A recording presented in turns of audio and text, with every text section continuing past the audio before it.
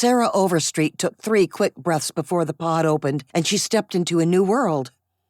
She knew what to expect from the girls who'd gone before her, but the pills they'd given her for the trip disoriented her. She had to take it, or the week-long trip up to Klaskian would have been unbearable. Now she needed to get her wits about her. Every step she took while she was on the planet affected the cause. She was the most important pawn in the chess game of bringing down the aliens.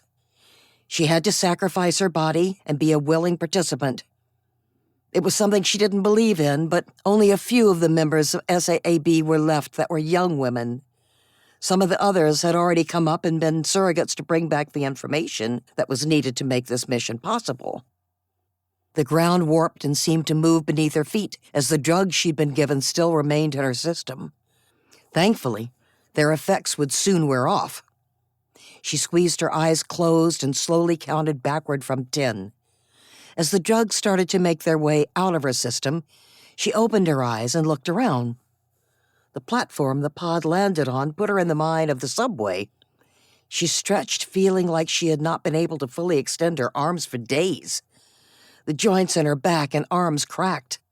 Slowly, she rolled her neck on her shoulders, trying to ease the tension in the muscles. The pod was roomy enough you could stand if needed, but she was scared if she moved around too much, it would malfunction, and she'd fall through space forever. She shivered. The thought of dying free-falling through space was not something she wanted to experience. She'd always had an irrational fear of deep space, even though she'd never been there. They didn't really get to practice the ride up. They had a zero-gravity chamber and a demo pod for how it would be inside, but you couldn't really get a good sense of what it was actually like in one until you were hurtling through space on your way to a distant planet. She was walking in line now with hundreds of women. These women willingly gave up their bodies and carried these aliens' babies. It was beyond her. When the program first started, they'd sent Denise. Sweet little Denise. She had reported she was one of 20, and now the program was taking in more and more. Denise had left the cause once she became an actual surrogate. She'd reported the alien sperm was an aphrodisiac and addictive to humans. She said once the babies were inside of her, she no longer believed in stopping the surrogacy program. That was why the cause had stressed Sarah would not get pregnant. She was ready. The scientists she worked with had inserted something inside that would keep the alien sperm from implanting. She would but be a successful surrogate, but that wasn't what she was there for.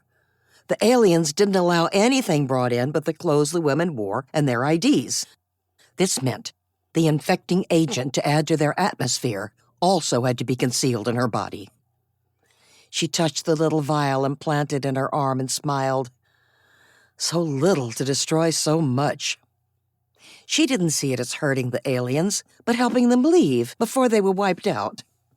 She felt like they were being fair to them and only destroying a few to save the many.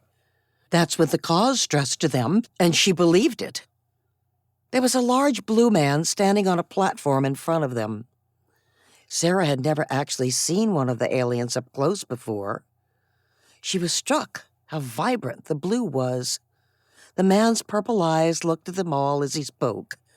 When his eyes met hers, she felt like he was staring right into her soul.